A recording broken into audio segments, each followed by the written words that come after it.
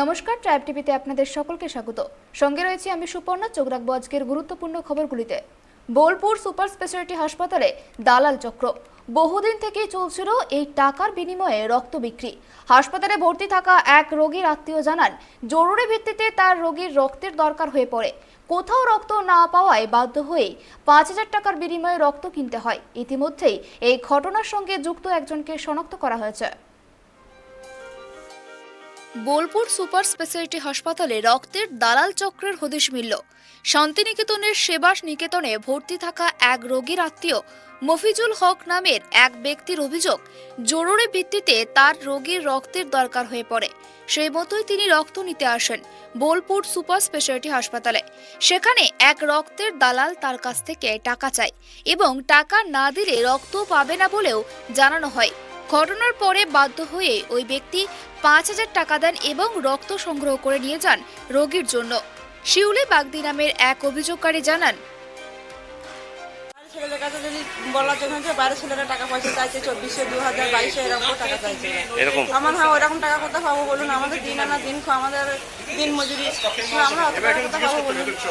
ওরা টাকা ছাড়া বিলাতে কি অবস্থার দিনে অবস্থাটা না, আমাদের সারা মেয়ে বাচ্চা নিয়ে আমাদের আজ ১০ বছর ব্লাড চলছে, তার মধ্যে আমাদের খুবই অবস্থা খারাপ। কত টাকা এই বাচ্চাদের বছরে ১.৫ লক্ষ টাকা খরচা। কত করে টাকা চাইছে? ওরা ২০০০ বলছে, ২৪০০, ১৬০০ এরকম গরিব মানুষ বলছি, তাও ওরা কথা শুনবে না। ওরা বলছে সে টাকাই লাগবে, তবে দেবো না দেবো। বোলপুর সুপার স্পেশালিটি হাসপাতালে এই নিয়ে একাধিকবার এমন রক্তের দালাল চক্র চালানোর অভিযোগ উঠতে দেখা যাচ্ছে। বারংবার এই নিয়ে অভিযোগ করেও কোনো সুরাহা হয়নি বলেও দাবি। অন্যদিকে সেবা নিকেতন আমার পেশেন্ট ভর্তি আছে, সেই জন্য আমার ইমার্জেন্সি ব্লাড দরকার ছিল।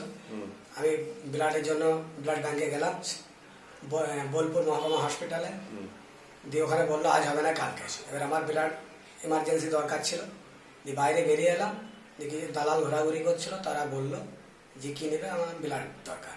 তা বললো টাকা লাগবে। দালালরা? হ্যাঁ, দালালরা। দিয়ে তারপর টাকা নিল না? হ্যাঁ, টাকা নিল, ব্লাড দিয়েছিল। এরকম ভাবে যে টাকা আপনার নিল, আপনি কি ভাবছেন সমাজ কিরকম হয়ে যাচ্ছে? সমাজ তো খারাপ হচ্ছে, কারণ ব্লাড দরকার, যার টাকা নেই তাহলে তার রোগী মারা যাবে। কত টাকা নিয়েছিল? অন্যদিকে এই ঘটনার পরিপ্রেক্ষিতে বোলপুর সুপার স্পেশালিটি হাসপাতালের সুপার বুদ্ধদেব মুর্মু বিষয়টিকে এক প্রকার স্বীকার করে নিয়েছেন। তার দাবি, অভিযোগ পাওয়ার পর যথোপযুক্ত ব্যবস্থা গ্রহণ করা হয়েছে এবং ইতিমধ্যেই একজনকে শনাক্ত করা হয়েছে। হাসপাতালের সুপার বুদ্ধদেব মুর্মু জানান, অভিযোগ এসছে এবং এই অভিযোগ পাওয়া মাত্র আমাদের যে নিরাপত্তা ব্যবস্থা আছে, সেই নিরাপত্তা ব্যবস্থাকে জোরদার করে চিহ্নিত করার চেষ্টা চলছে। ইতিমধ্যেই একজনকে চিহ্নিত করা হয়েছে এবং উপযুক্ত শাস্তি যাতে তিনি পান সেটা আমরা দেখছি, এবং ভবিষ্যতে এরকম যেন আর কোনো এরকমভাবে দালাল চক্র এখানে না গড়ে ওঠে, সেটাও আমরা খুব গুরুত্ব সহকারে আমরা দেখছি। কাজেই সবাই কে আবেদন করব, আপনারা একটু সজাগ থাকুন এবং সতর্ক থাকুন। কোনো রকম প্রলোভন বা প্ররোচনায় আপনারা পা দেবেন না। এখন ক্যাম্প একটু কম আছে, আমাদের পরবর্তী অনেকগুলোই ক্যাম্প আছে। আশা করছি এই পরবর্তী ক্যাম্পগুলোতে আমাদের সেই রক্তের যে সামান্য ঘাটতি হয়েছে সেটা পূরণ হয়ে যাবে। আগামী দিনে কঠোর থেকে কঠোরতম ব্যবস্থা গ্রহণ করা হয় বলেও জানান হাসপাতালের সুপার। পাশাপাশি দালাল চক্রের হাত থেকে বাঁচতে হলে সাধারণ মানুষকে আরও বেশি করে সচেতন থাকতে হয় বলেও জানান। বীরভূম থেকে জয়ন্ত দাসের রিপোর্ট, ট্রাইব টিভি। চিকিৎসায় গাফিলতির কারণে সদ্যজাতের মৃত্যু। অভিযোগ জলপাইগুড়ির একটি বেসরকারি হাসপাতালের বিরুদ্ধে। ইতিমধ্যে মৃত শিশুটির পরিবারের তরফে জলপাইগুড়ি কোতোয়ালি থানায় লিখিত অভিযোগ দায়ের করা হয়েছে, যদিও এই বিষয়ে মুখ খোলেনি নার্সিংহোম কর্তৃপক্ষ।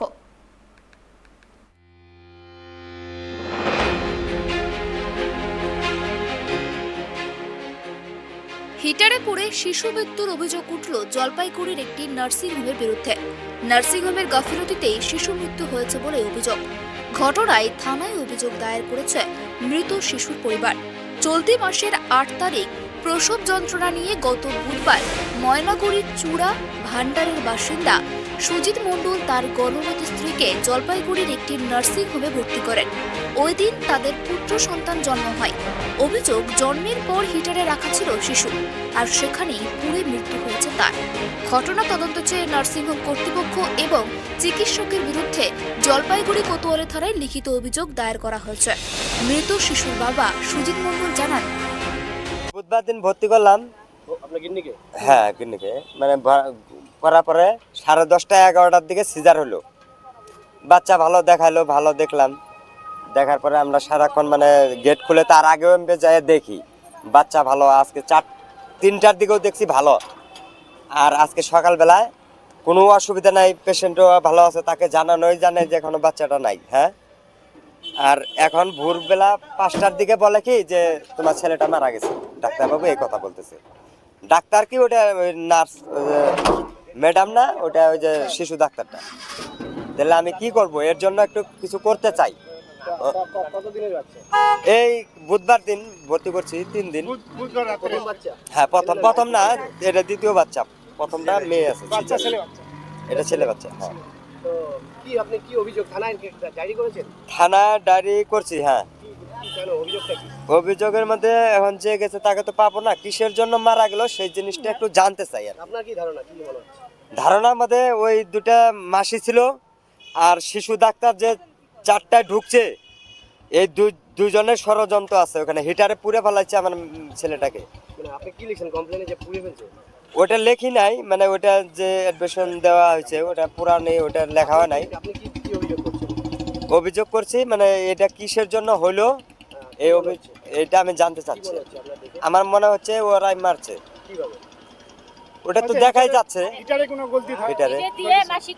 কিভাবে মারছে আমি সেটা জানি না, কিন্তু মারা, হ্যাঁ, ওটা পুরা দাগ রয়েছে। 3-4 জায়গায় পুরা দাগ আছে। আমি তো ছিলাম না। না, হ্যাঁ, হিটারে।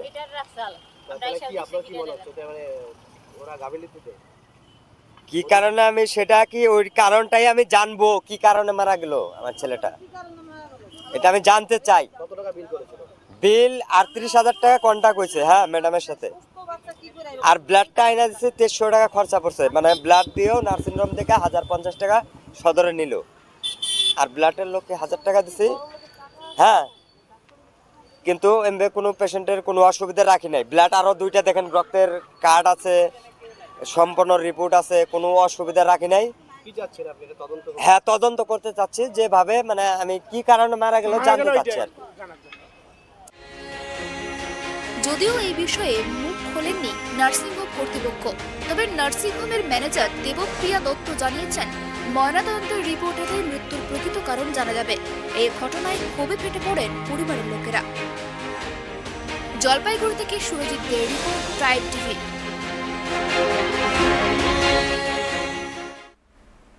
চোখ রাখবো পরবর্তী খবরে। ব্রাউন সুগার ও বেশ কিছু গাঁজা সহ আটক এক যুবক। ঘটনাটি ঘটেছে তুফানগঞ্জ রানীরহাট বাজার চত্বরের। বেশ কিছু লোকজন এক যুবককে সন্দেহজনকভাবে আটক করেন এবং তাকে জিজ্ঞাসাবাদ করা হলে তার কাছে ব্রাউন সুগার পাওয়া যায়। তুফানগঞ্জ রানীরহাট বাজারের লোকজন তুফানগঞ্জ থানার খবর দেয়। সেখানেই পুলিশ গিয়ে ওই যুবককে গ্রেপ্তার করে। ঘটনার তদন্ত শুরু করেছে পুলিশ। আমার ওই যে ডিজে চাংরা বারবার ফোন করে, আমি শহরে থেকে আমার বাড়ি শহরে। নাম কি ওর? আমার বাড়ি শহরে।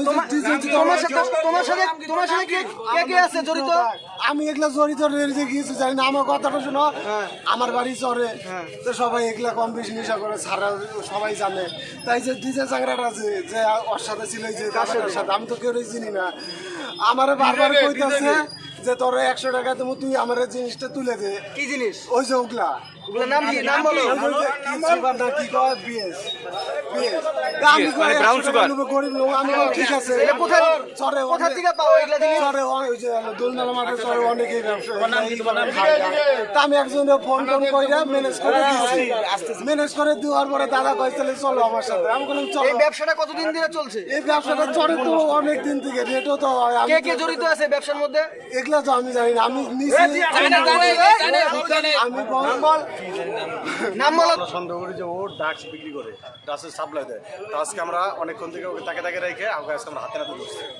কি কি পেলে ওর থেকে? পেলাম ব্রাউন সুগার পেলাম আর গাঁজা পেলাম। পুলিশ কি খবর দিয়েছিলে? হ্যাঁ, পুলিশ কি নিয়ে গেল? পুলিশ এসে নিয়ে গেল। বাড়ি গেল উনি? ওর বাড়ি হচ্ছে এই যে চরে দুলমেলা মাঠে। নাম বলছে? নামটা বলেনি। কতদিন যাবত এখানে ড্রাগ বিক্রি করতো? মোটামুটি এই 1 বছর নাগাদ। ওর সাথে কি আরো কেউ আছে জড়িত? হ্যাঁ, ওর সাথে অনেকে জড়িত আছে। অনেকে ফোন করলো কিন্তু সে আসতেছে না। বাড়ি কোথায় এর? এর বাড়ি এই যে দোলমেলা মাঠ চরে। এখনকার মতো এই পর্যন্তই। অন্যান্য খবরের জন্য দেখতে থাকুন, সঙ্গে থাকুন ট্রাইব টিভি। নমস্কার।